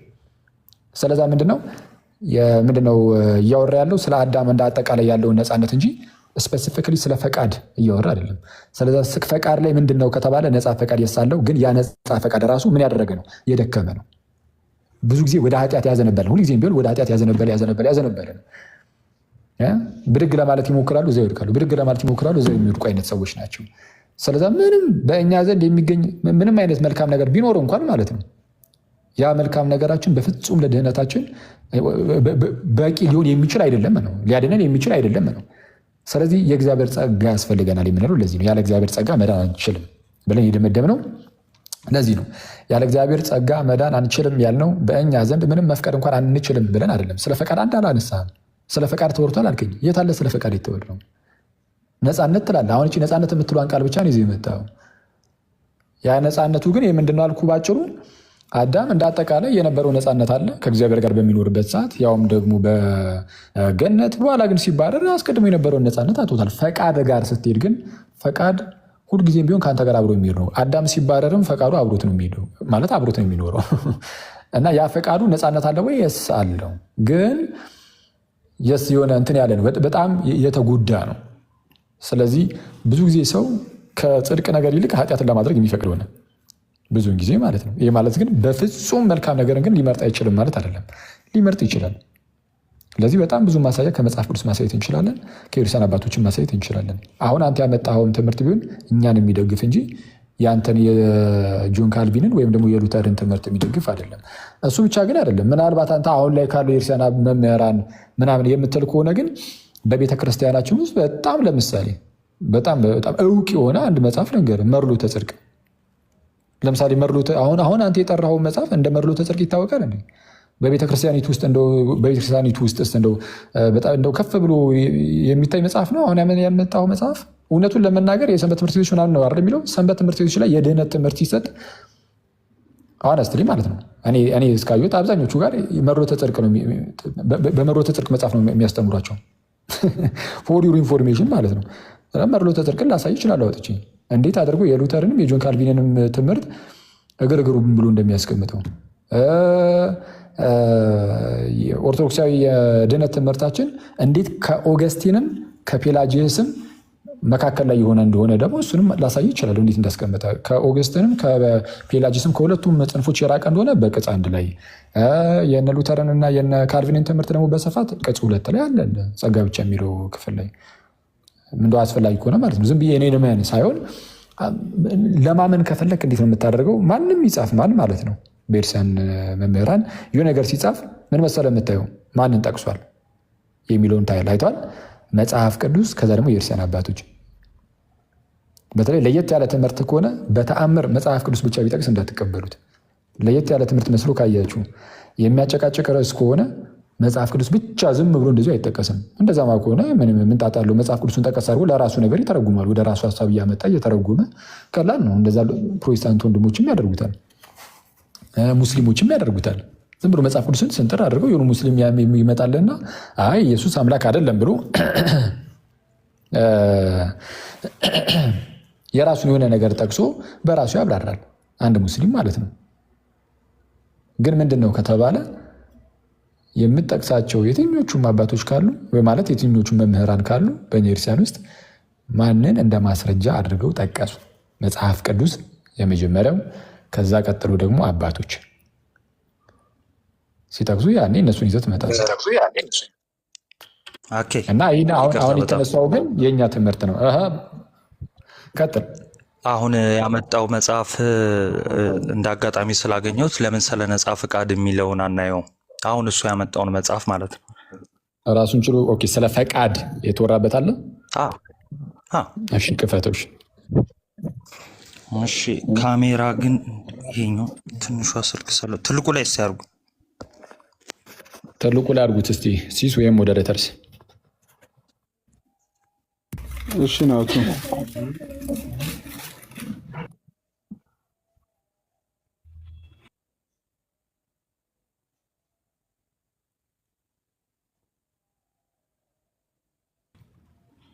ይታይ ይሆን የሆነ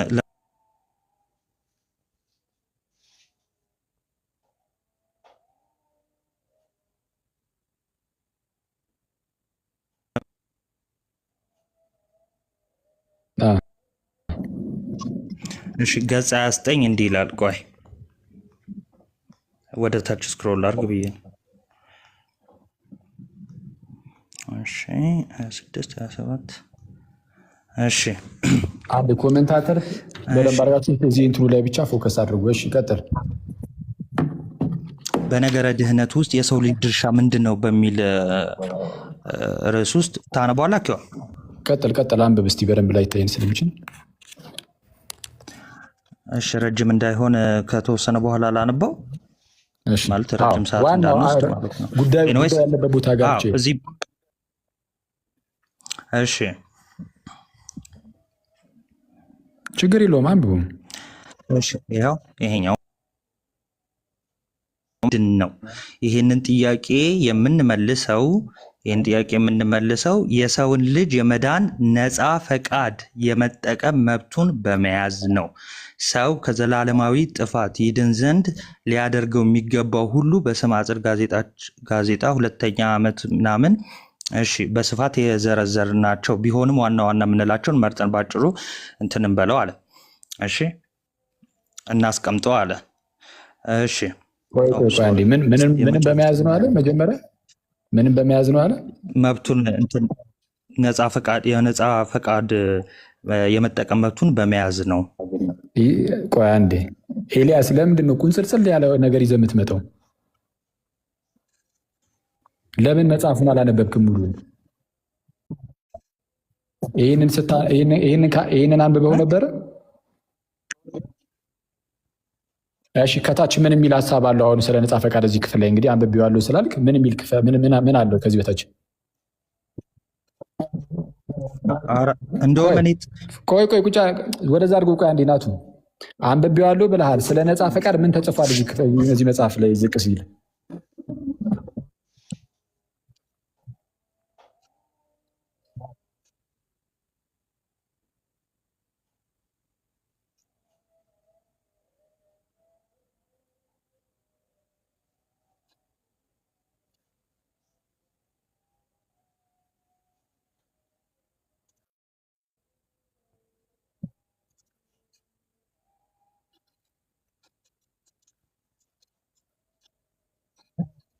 የጠየኩ እሱን አይደለም የጠየኩን ዝም ብለህ መልስልኝ ኤልያስ። አይሰማም እየተባለ ነው። አንዴ ሚዩት አድርግና እንትን በለው እስኪ ሚዩት አድርግና ከዛ በኋላ አንዴ መልሰው። ወይስ የኔም ድምፅ ነው የማይሰማው ጋይስ? የኔ ቆይ አንዴ ቆይ፣ እዚህማ ይሰማል። ታች ነው ታች ይሰማል ጋይስ? ኦኬ ኤልያስ ነበር። እሺ አሁን የእሱ ድምፅ ይሰማል? አሁን እስቲ አውራ።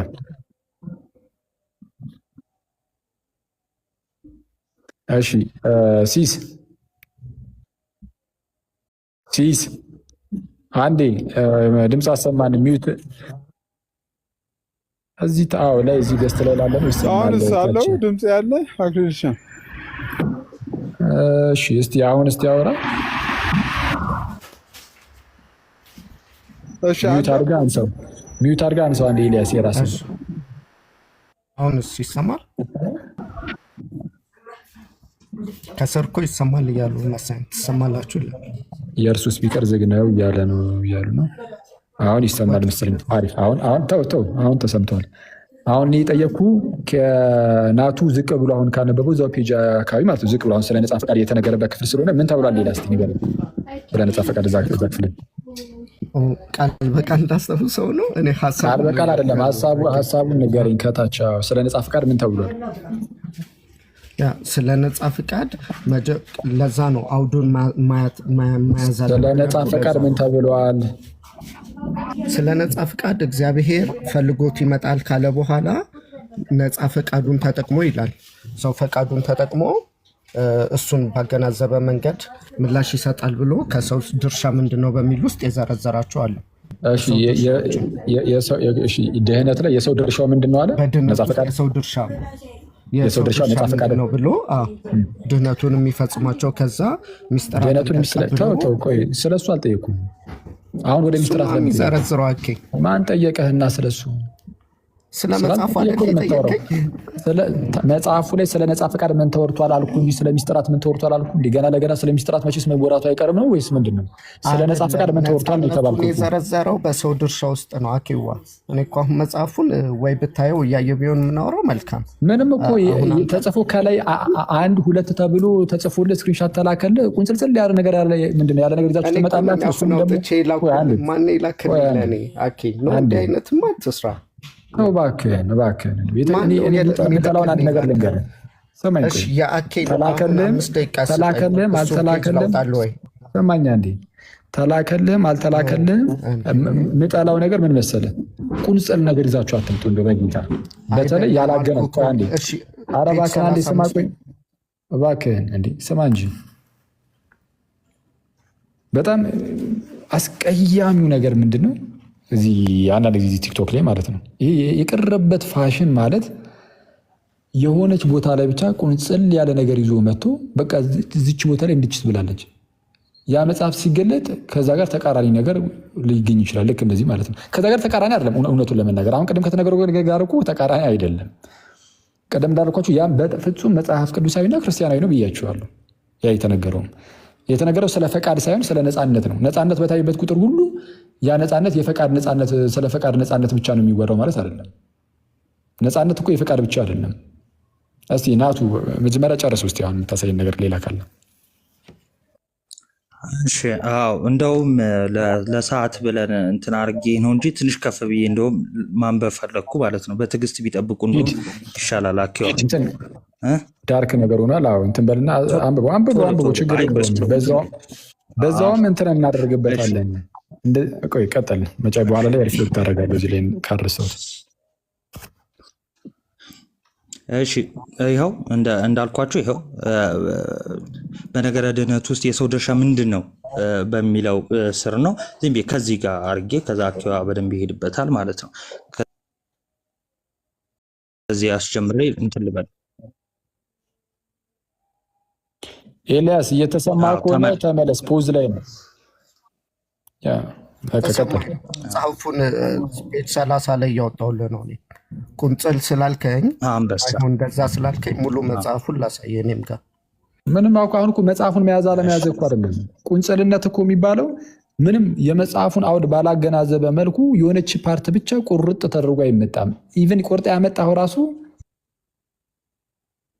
ስለ ነፃነት ያወራል። ግን ያ ነፃነት የፈቃድ ነው ወይስ አይደለም የሚለው ራሱ እዛ ጋር ስለ ፈቃድ ነፃነት የሚያወራ አይደለም። ስለ ፈቃድ ነፃነት ያው ከታች ራሱን ችሎ የፈቃድ ነፃነት ወይም ነፃ ፈቃድ ተብሎ ፈቃድ የሚለው ተጠርቶ መጀመሪያ ስለ ነፃ ፈቃድ ነው ያወራው። ሰው ሲወድቅ ምን አጣብዬ ነው? አዎ አንተ ነፃ ፈቃድን አጥቷል ተብሎ በመጽሐፍ ላይ አንዴ ያንብብ። ቆይ አንዴ በቃ እሺ። ነፃነቱን አጥቷለች ላንብና ሲነበብ ስማ። አሁን እሺ እንደውም ከዚህ ነው ባወራህ ቁጥር ከፍ ነው የምለው። ጌታ ኢየሱስ በጣም እሺ ይኸውላችሁ አሁን ተከታተሉኝ። እጄ ቢንቀሳቀስ ከዚህ ላይ እያነበብኩ ስለሆነ ነው። ሶሪ። እሺ ታች ያላችሁ በትክክል ስሙ። እሺ በነገረ ድህነት ውስጥ የሰው ልጅ ድርሻ ምንድን ነው? ቶሎ ቶሎ አነባለሁ። እግዚአብሔር ሰውን በአርአያውና በምሳሌው የሚያስብና የሚያስተውል አድርጎ ከፈጠረው በኋላ ከገነት ዛፍ ሁሉ ትበላለህ፣ ነገር ግን መልካምና ክፉን ከሚያስታውቀው ዛፍ አትብላ፣ ከእርሱ በበላ ቀን ሞትን ትሞታለህ የሚል ትእዛዝ ሰጥቶት በገነት አኖረው። ይህ ትእዛዝ ከሁለቱ አንዱን የመምረጥ ግዴታ ትእዛዝ እንጂ ብዙ ጊዜ እንደምናውቀው ይህን ሳይሆን ያኛውን አድርግ አይነት ትእዛዝ አይደለም። እግዚአብሔር በገነት መካከል የሕይወትን ዛፍ መልካምና ክፉን የሚያስታውቀውንም ዛፍ ሲያበቅል አስቀድሞ የሰውን ልጅ የሚያስብና የሚያስተውል አድርጎ ፈጥሮት ነው። ከዚህም የተነሳ ክፉን ደጉን ማወቅ በሚችልበት አእምሮ ተጠቅሞ የሕይወትን ዛፍ ዕፀ ሕይወትን ወይም ሞት የምታመጣዋን ዛፍ ዕፀ ሞት መርጦ የመብላት ነፃ ፈቃድ አለው ካለ በኋላ በመሆኑም ነፃ ፈቃድ ማለት አንድ ሰው አንድን ድርጊት ለመፈጸም ወይም ላለመፈጸም ያለው የፍላጎት ነፃነት ነው። በዚህ ነፃነት በመጠቀም ሊያስመሰግን ወይም ሊያስወቅስ፣ ዋጋ ሊያሰጥ ወይም ሊያስቀጣ፣ ሊጎዳ ወይም ሊጠቅም የሚችለውን አድራጎት ለማድረግ ሆነ ላለማድረግ ይችላል። አንድን ድርጊት የሚያደርገው ወይም የማያደርገው ማንም ሳያስገድደው በፍላጎቱ ነው። የነፃ ፈቃዱም ውጤት እንደ ምርጫው ሕይወት ወይም ሞት ሊሆን ይችላል። ይህን በተመለከተ በኦሪቱ ተመልከት፣ ዛሬ በፊትህ ሕይወትና መልካምነትን ሞትንና ክፋትን አኑሬአለሁ ተብሏል። በሰው ልጅ ድህነት ውስጥ የእግዚአብሔር ድርሻ እንዳለው ሁሉ የሚድነውም ሰው ለድህነቱ የሚያበረክተው ድርሻ አለ። እግዚአብሔር በደሙ ፈሳሽነት ዕዳችንን ከፍሎ ከዘላለም ባርነት ሞት ነፃ አውጥቶናል። ለመዳን ነፃነትን ሰጥቶናል እንጂ አላስገደደንም። በዚህ ነፃ ፈቃድ እንደ ይሁዳና ዴማስ ያሉ ሲጎዱበት፣ ሐዋርያት፣ ሰማዕታት፣ ቅዱሳን ግን ተጠቅመውበታል፣ ድነውበታል። ድህነት በነገረ መለኮት ትርጉም በጌታችን በመድኃኒታችን በኢየሱስ ክርስቶስ የባህሪ አምላክነት አምኖ እርሱ ያስተማረውን ትምህርት በሕይወት በመተርጎም የሚገኝ የዘላለም ሕይወት ነው። ጌታችን በመዋለ ትምህርቱ በእርሱ የሚያምን ሁሉ የዘላለም ሕይወት እንዲኖረው እንጂ እንዳይጠፋ እግዚአብሔር አንድያ ልጁን እስኪሰጥ ድረስ ዓለሙን እንዲወደዋልና ዓለም በልጁ እንዲድን እንጂ በዓለም እንዲፈርድ እግዚአብሔር ወደ ዓለም አላከውምና በእርሱ የሚያምን አይፈረድበትም። በማያምን ግን በአንዱ በእግዚአብሔር ልጅ ስላላመነ አሁን ተፈርዶበታል በማለት እንዳስተማረው ከዛን ቀድሜ ያነበብኩት ነው። ዝም ብዬ ለማስታወስ ልበልላችሁ ቀጣይነት እንዲኖር።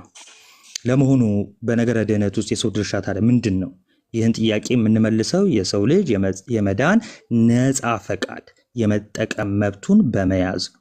ሰው ከዘላለማዊ ጥፋት ይድን ዘንድ ሊያደርገው የሚገባውን ሁሉ ማስረጃ ይሄ መጽሔቱን ከተጠቀሱ በኋላ በስፋት የዘረዘር ነው። ቢሆንም ዋና ዋና የምንላቸውን መርጠን በአጭሩ እንደሚከተለው እናቀርባለን ይላል። መቀጠል ካለብኝም ሪፍሌክት ማድረግ የምፈልገው ነገር ምንድን ነው? በጣም አሁን አንዳንድ በጣም ጥሩ ፕሮቴስታንት ወንድሞች አሉን፣ እሱን እናውቃለን። እንግዲህ የሆነ ሰማው አትሊስት የለም የሆነ ነገር ይዘው በታማኝነት የሆነ ነገር ይዘው መጥተው ምናምን ሊወያዩ የሚችሉ ማለት ነው። አንዳንዱ ግን በጣም በቃ ዲሲቨር ነው። በቃ በጣም አጭበርባሪ አይነት ሰው ደግሞ አለ። አሁን ኤልያስ እንደዛ እያልኩኝ አይደለም፣ ግን የእንደዚህ አይነት ሰዎች መገለጫ ግን አሁን ወንድማችን ላይ ባለማወቅ ቢሆን አይቼበታለሁ። የሆነች ፓርት ቁንጽል አድርጎ መጣ። እሷን ብትሆን እኮ ምንም አታግዘውም፣ ገና ለገና ነፃነት የለውም የሚላለ በቃ ነፃ ፈቃድ የለም ማለት ነው አለ። እሱ የጠቀሰው እዛው መጽሐፍ ላይ ግን ነፃ ፈቃድ አለን የሚል ነገር ከተነገረ ይህ ግልጽ ይሆናል። ግልጽ ሆነ ማለት በቃ ምንም አያሻማም ራሱ ጉዳዩ ላይ ማለት ነው። እና ፕሊስ በተቻላችሁ አቅም ስትመጡ ነገርየውን በስነስርዓት አውቃችሁ የምርም ያለማጭበርበር እንደምትመጡ እርግጠኛ ሆናችሁ፣ ምክንያቱም ትዋረዳላችሁ። አፍተሩ ያው ሚዲያ ነው። የሆነ ሰዓት ላይ በድጋሩ ይኸው አሁን ራሱ ባይሆን ኖሮ በቀጣይ ቀን ይኸው እንዲህ ብለህ ነበር መጽሐፉ ላይ እኮ እንዲህ ነው የሚለው። ስለዛ እንደዚህ እንዳትሆኑ ውይይት ላይ ታማኝ ሆናችሁ ነው። እኛ የእናንተን መጽሐፍ ስንገልጥ በተቻለን አቅም እንጠነቀቃለን። በተለይ ደግሞ ኢንቴንሽናል አጭበርብሮ ምናምን ማምጣት በፍጹም አይታሰብም። ስለዛ እኔ ጥንቃቄ ማድረግ ያለባቸው ይህ ነው። እኔ የማልወደው አይነት ሰው ማለት ሰዎችን እወዳለሁ፣ ግን በጣም እንደው ምጠላው ጸባይ ጌታ ኢየሱስ በሚያውቀው ማለት ነው የማጭበርበር አይነት ስታይል ያለው ሰው የማጭበርበር የተንኮል ምናምን አይነት ጸባይ ያለው ሰው በጣም የሚያስጠላ አይነት ጸባይ እሱ ነው። በጣም ከእውቀት ንጹህ የሆነ ሰው የሚያደርጉ አይነት ነገር ነው እና ፕሊዝ እንደዚህ አታድርጉ እና እንደዛ ነው። እሺ አኬዋ ልቀጥል። ሀሳብን በጣም ትቀጥላለህ። በዛ ምን ትቀጥላለህ? ያ የኔን ሳይድ ይህ መጽሐፍ ነጻ ፈቃድ እንዳለ ይናገራል አይናገርም? ቆይ በመጀመሪያ ይህንን መልስልን። ከመመለሴ በፊት እኔ ላብራራ የኔን ሳይድ ከማብራራት አንዴ ወችም የመጨረሻው ነው። የዚህን ርዕስ መጨረሻውን እንሰራውና ረጅም አይደለም። እሺ ከዛ በኋላ ማመን ያለብን ለድህነት ከላይ ከዘረዘረ በኋላ መጨረሻ ላይ እንዲህ ይላል፣ እግዚአብሔር ዓለምን ሁሉ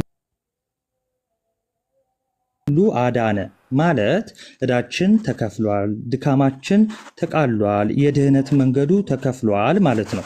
በዚህ ነገር እሺ ብሎ ለመጠቀም እምቢ ብሎ ለመጎዳት ለሰው ልጅ ነፃ ፈቃድ ተሰጥቶታል። እግዚአብሔር ሰውን ወደ በጎ ነገር ወደ ድህነት ይመልሰዋል እንጂ በግድ ጎትቶ አያመጣውም። ይህም ብትወዱ ትእዛዜን ጠብቁ ባለው ይታወቃል። ስለዚህ ማንም የወደደ ትእዛዙን ጠብቆ የመጠቀም ያልወደደም ባለመጠበቅ ሊጎዳ ነፃ ፈቃድ አለው። ጌታችን አልዓዛር ከመቃብር ሲያስነሳ የመቃብሩን ድንጋይ ሰዎች እንዲያነሱ ሲያደርስ እሱ ግን ሙትን ጠርቶ አስነሳ። ይህን ማድረጉ ሰው በድህነቱ ላይ የራሱ የሆነ ድርሻ እንዳለው ለማሳየት ነው። ቴንኪው። እዚህ ላይ ግን ያደርጋል ተሳትፏል። እንደዚህ መጽሐፍ ላይ ስም ዝርዝር አለው የጻፊያኑ ናቱ? አይ የለም፣ የሰንበት ትምህርት ማደራጃዎች ናቸው የጻፉት። ግን አልገባም። አይገርምም? ያው ግን ለእንትኖች አይደለ ለዩኒቨርሲቲ ተማሪዎች ምናምን ነው ወይስ ለማመሰል? ቆይ ቼክ ላድርገው እንዴ እንዳልሳሳት። የከፍተኛ መማሪያ የተዘጋጀ ግን ያው ከነሱ ከና ያደርጋል ማለት ነው ይመስለኛል። ያደርጋል እንትን አለው። ኤኒዌይስ ብቻ ግን አሁን ኤልያስ እዚህ አሁን አንተ ራስህ ያመጣው መጽሐፍ ላይ ነፃ ፈቃድ እንዳለን መጽሐፉ ይናገራል አይናገርም? በመጀመሪያ ይህ ንገረን። ማለት ታማኝነትን በዚህ ራሴን ክሊር ማድረግ አለብኝ። እኔም ፕሬዘንት ያደረግክበት መንገድ አግባብ አይደለም። ስለዚህ ድል ሰጠኝ፣ እሱን ክሊር ማድረግ መቻል አለብኝ። እስቲ እንዴት አድምጠኝና ልናገር። እኔ መጀመሪያም ስጀምር ምንድን ያልኩት ጥያቄ ልጠይቅ። የምጠይቀው ጥያቄ ምንድን ነው? ሰው በውድቀቱ ምን አጥቷል ብለክ ነው የምትለው አልኩኝ። ስለዚህ ጥያቄ እየጠየቅኩ ነው። ከዛ ምን አልከኝ? አይ ሰው በውድቀቱ ያጣው ይሄ ነው። እሺ ከዚህ ተቃርኖ የአባቶች መጽሐፍ እናገኘ ስትለኝ፣ አይ ቤተክርስቲያኒቱ እንደዚህ ወይም አባቶች ቀድሞ የጻፉት ሌላ መጽሐፍ ካለ ከእሱ ጋር እናስተያያለን። ከኮንሰንሰስ ፕሮግራም ጋር ምናምን ነው አይደለም። ነፃ ፈቃድ የለም። ነፃ ፈቃድ የለም። ነፃ ፈቃድ አሁንም ድጋሚ አይተዋል። አሁን በጥፋት ላይ ጥፋት እየጨመርክ ነው ኤልያስ። ነፃ ፈቃድ የለንም። ቆይቶ እባክህን እንደው ነፃ ፈቃድ የለም ብሎ የሚያስተምር አባት ቢኖርስ ብለን የጀመርከው ማለት ማስታወስ ካለብኝ አስታወስ፣ ወይም ሪከርዱን ትሰማለህ ይወጣልህና ነፃ ፈቃድ የለም ብሎ ከዛ በኋላ ይህን መጽሐፍ ራሱ የጠቀስከው ይኸው ነፃ ፈቃድ የለም የሚል አለ ይኸው ላሳየህ እያልክ እኮ ነው። ከዛ በኋላ ነፃነት የለም የምትለዋን ይዘህ ነፃነት የሚለውን ከነፃ ፈቃድ ጋር እንዳደረከው የፈተነ ማለት ነው። አይ እንደዛ አይደለም ብዬ አረምኩ። ከዛ በኋላ ጭራሽ አሁን ከፈቃድ አንጻር የተነገረበትን ቦታ ደግሞ ናቱ አምጥቶ አሳየን። አሁን ቅድም አንተ ተሳሳትክ፣ ሶሪ እንደማለት ይቅርታ እንደመጠየቅ፣ አሁን ደግሞ ሌላ ተጨማሪ ደግሞ ስህተት ሌላ የመውጫ መንገድ ደግሞ እየተጠቀምክ ነው የማየው አሁን። ስለዚህ እንደዚህ አይነት ዲሲቨር ከሆነ ሰው ጋር አላወራም። በቃ ጥፋት የለብኝም ብለህ ካሰብክ ይመችህ። በቃ ግን ይሄ በጣም አደገኛ ዲሲቨር። ራሴን ክሊር ላድርግሽ፣ ራሴን ክሊር ላድርግ። እሺ ስለዚህ እኔ የመጣሁበት አምጣት ጥያቄዎችን እየጠየቅኩኝ ነው። በኦርቶዶክስ አስተምሮ ላይ አንተ በቃል ከምትናገረው በዘለለ አንተ እንድናምንህ የምታቀርባቸው መጽሐፎች የሉም። ስለዚህ አባቶች እንደዚህ ቢጽፉ ምንድን ነው የምንረዳው? ከአባቶች ያንን መለስክልኝ፣ ተቀበልኩ። እሺ ሁለተኛ ደግሞ የቤተ ክርስቲያኒቱ መጽሐፍ ወይም ደግሞ ቢሆን ስል አይ ማህበር የመለስክልኝ ምላሾች አለ፣ እሱ መድገም አያስፈልገኝም። ኦኬ ስለዚህ ማስረጃዎች አሉ ወይ? አዎ እንዲህ የሚሉ ንባባት አሉ፣ ነጻ ፈቃዱን እንዳጣ ንባባቶች አሉ። ስለዚህ እነሱን ባገኝ እንዴት ነው የምረዳው? ይሄ አሁን የኔ ጥያቄ ነው፣ ሰው በውድቀቱ ማለት ነው። ስለዚህ መጣሁን ያገኘሁት ከነገረ ድነት መጽሐፉን አምጣል። እንዲያውም በዚህ የሚመች አልነበረም አልኩክ። ሀሳቤን ሊገልጽ ይችላል ብዬ የማስባቸው ያንን ቃሎች ውድቀቱን የሚገልጹትን እስከ 12 ፔጅ ያሉትን አመጣሁ። ሙሉ መጽሐፉን ማምጣት አልችልም። መጀመሪያም ብዬ ነበር መታወቂያን ማሳየት አልችልም ብዬ መብራት ጠፍቶ ነበር። መጣ ደን ከዛ መጽሐፉ አዎ ይቀጥላል። ሰው እንዴት ነው የሚድነው? ማን ነው የሚያድነው? እግዚአብሔር ነው የሚያድነው። እኔ እንዲያውም ይሄ መጽሐፍ አጌንስት ካንተ ነው ብዬ ነው የምሞግተው። ለምን መሰለ? ሰው እንዴት ይድናል ብሎ ሲገልጽ ደግሞ ምን ብሏል? የእግዚአብሔርን ስራዎች፣ ሰው ያልተካተቱበትን ስራዎች ከፔጅ 14 ጀምሮ 15 ላይ በደንብ ይዘረዝራል። ስለዚህ እግዚአብሔር ሰውን እንደዛ ካዳነው በኋላ ሰው ደግሞ መምረጥ ይችላል ነው። እኔ አሁን ለእኔ እንደ ፕሪቪኔንት ግሬስ ነው የማየው ያኛውን ስራ እንዲያውም ማለት ነው። ስለዚህ መጽሐፉን ይዤ አንተን ልሞግት ነው እንጂ አንተን የራስ መጽሐፍ ከሆነ በአንተ መጽሐፍ እንዴት ነው ሚስሊድ ማደርገህ? ስለዚህ ቀድሞ መጽሐፉን አሁን አንተም ከኔ ጋር ነው ያየኸው፣ ናቲም ከኔ ጋር ነው ያየው። አሁን እኔ ቀድሜም አንብቤዋለሁ አልኩ። ደን ከዛ ደግሞ እኔ ፕሬዘንት ልታደርግበት የሄድከው መንገድ አግባብ አይደለም። ለሱ አሁን አንድ ጥያቄ መሰለ ከሆነ አያም ሶሪ በሱ በጣም ሶሪ። ግን መጽሐፎች ሌሎችም መጽሐፎች ላይ አለ ብዬ ነው ያወጣው። ቆይ አንድ ጥያቄ ልጠይቅህ። ይህ መጽሐፍ ነጻ ፈቃድ እንዳለን ያስተምራል አያስተምርም? አንተ እንደዛ ብትል ለእኔ ግን እንደዛ ብሎ አያስተምርም። ለእኔ ለምን መሰለህ? ለእኔና ለአንተ አላልኩም፣ መጽሐፉን ያልኩ። መጽሐፉ ሰው ለመዳን ነጻ ፈቃድ አለው፣ እሺም እምቢ ማለት ይችላል የሚል ትምህርትን ያስተምራል አያስተምርም? እሱ ቃል አለው። እሱ ግን ከምን በኋላ መጣ የሚለውን ማየት አለብን ነው እያልኩ ያለው። አስቀድሞ ጸጋ ከተቀበለ በኋላ የሚል አለ? ኖ አይደለም፣ ቃል በቃል እንደዛ አይደለም። ቃል በቃል እንደዛ አንተ ማነህ ታዲያ? የእኛን መጽሐፍ እየወሰድክ በራስህ መንገድ የምትፈታው አንተ ማነህ? ምን አገባህ እኮ ነው የተባልክ ያለው። ጌታ ኢየሱስ እንዴት ነው እንደዚህ የምታደርገው? ለዛ እኮ ነው የምጠይቅህ። ምንም እኮ እየጠየቀኝ እኮ አይደለም። እየጠየቀኝ ሳይሆን እዚህ መጽሐፍ ላይ ማለት መች ተረጎምኩት? እሺ ቆይ አንዴ። አንተ ፕሪቪኒየን ግሬስ እዚህ ላይ ማለት ሽታውም የለም ማለት አንተ በምትለው መልኩ ነው እያልኩ ያለሁት። አንተ በምትለው መልኩ ጭራሹኑ በሌለበት ሁኔታ የሚለው ምንድነው? ጌታ ለሁሉም የድነት ስራን ሰራ፣ ሁሉን አዳነ ብሎ እዛው ላይ አብራራ። ሁሉንም አዳነ ማለት የመዳን መንገዱ ተከፈተ ማለት ነው ይላል። ስለዛ እሺም እምቢም ከኛ የሚጠበቀው የትኛው ይቀድማል ማለት ነው? የክርስቶስ ስራ፣ ከዛስ ጥሪ። ይህን ቅድም ስንል የነበረው ነው። መጀመሪያ መጥራት አለበት። እግዚአብሔርኛን ሲጠራን ነው አቤት ብለን መሄድ የምንችለው። አንተ ግን ያልተጻፈ ነገር አጠማዘ፣ ያውም ነፃ ፈቃድ አለ የሚለውን ደብቀ ሸፍነ መተህ ሳታሳይ ስለ ነፃ ፈቃድ እየተወራ በእርግጥ አክሊል መጽሐፉ ከታች አይተው ከሆነ ማለት ነው እንዳልኩም ስለ ነፃ ፈቃድ ሲያወራ እዚህ ጋር ነፃ ፈቃድ አለ ምናምን ይላል። ግን እዚህ ጋር ደግሞ ብለህ መጠየቅ ሲኖርብህ የምርም ቅን ሰው ብትሆን ማለት ነው ብትሆን አይ ስለ ነፃ ፈቃድ እዚህ ጋር በእርግጥ እንደዚህ ተጽፏል፣ ግን እስቲ ይሄኛው ታዲያ እንዴት ይታያል አይጋጭም ወይ ብለህ መጠየቅ ሲኖርብህ እሷን ሸፍነ የመጀመሪያዋን ብቻ የሆነች ቆንጽላ አምጥተህ ከዛ በኋላ መቆንጸል ብቻ ደግሞ ሳይሆን ነፃ ፈቃድ የማይለውን ነፃነት ብቻ የምትለውን አንሻፋ አምጥተህ ከዛ ደግሞ ትክክል አይደለህም ስትባል የሰራኸው ስራ በጣም መልሰ እሱን ደግሞ እንትን ለማለት ሌላ ውሸት ደግሞ ትዋሻለህ። በጣም የሚያስገርመው ከዚህ ደግሞ እንትን ለማለት አይ እኔ ሲጀመርም እንደዛ አላልኩም ብለህ ደግሞ ትጀምራለህ። አይ እኔ እኮ በዛ ነው በዚህ ነው። በቃ አለቀ። ያመጣኸው ነገር በስህተት ከሆነ ያደረገው ኦኬ፣ አይ በቃ ከዛ በዛ አንግል አልተረዳሁትም ነበር፣ በቃ ፒስ ትላለህ። በቃ አለቀ። ኦኬ ችግር የለውም ተብሎ ይታለፋል። ግን አሁን አንተ እያደረክ ያለው መንገድ አንዳንድ ሰዎች አሉ እዚህ ሚዲያ ላይም ማለት ነው። እዚህ ሚዲያ ላይም ከሆነች መጽሐፍ ላይ ከሆነች ቦታ ላይ ቁንጽል ያደርጉና ሌላውን ነገር ምንም በቃ ምን እንደሚል ምንም እንትን በማይልበት ሁኔታ የሆነች ቁንጽል አድርገው ብቻ የራሳቸውን ነገር እዛ ላይ ጨማምረው ምናምን ይሄ አይነት ነገር የሚሰሩ ሰዎች አሉ። እና አንተ በእንደዚህ አይነት መንፈስ እንዳትጠቃ ለራስህ ስትል ከእንደዚህ አይነት ነገር ታቀብ ነው። ለማንኛውም እንደዚህ አይነት ነገር ይዛችሁ እንዳትመጡ ከአሁን በኋላ ፕሮቴስታንቶች እንደዚህ አይነት የማቆያ ሶሪ እንደዛ አይደለም ግን በእውነት ነው እንደዛ በቃ አየነህ እኮ መለሰህ እኮ እየዋሸህም እኮ ነው ኤልያስ። ስቴፕ ነው ለምን ትዋሻለህ? ዋሸህ እኮ ታዲያ። እኔ አሁን አንተን በዚህ መልኩ ባላወራ ደስ ይለኝ ነበር፣ ጌታ በሚያውቀው ማለት ነው። ያውም ፐብሊክ ላይ አንደኛ ነፃ ፈቃድ አለ ነፃ ፈቃድ ብዬ አይደለም የጀመርኩት አልከኝ እኮ እሱ። አሁን በዚህ ስትያዝ ደግሞ ነፃ ፈቃድ ብዬ አይደለም የጀመርኩት አልከኝ። ኖ አኬ አይደለም እያልኩ ያለሁትን አልተረዳኝም። ጥያቄ ለመጠየቅ ነው የመጣሁት።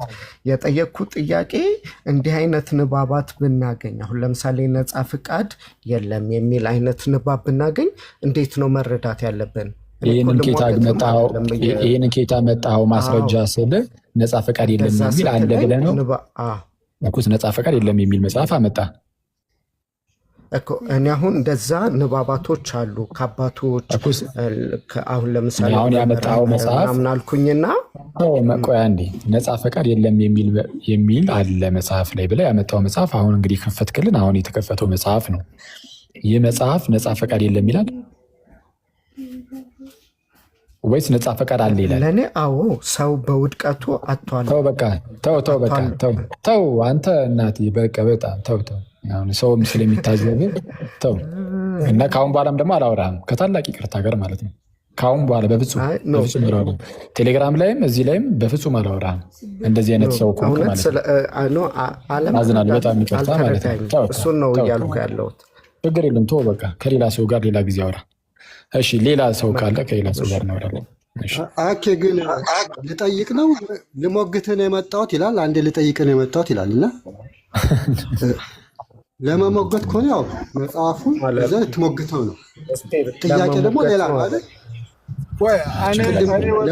ለመጠየቅ ነው አልክ፣ በኋላ ልሞግትህ ነው የመጣው አልክ። አንዴ ስፒር እዚህ ጋር ግን ሀሳብ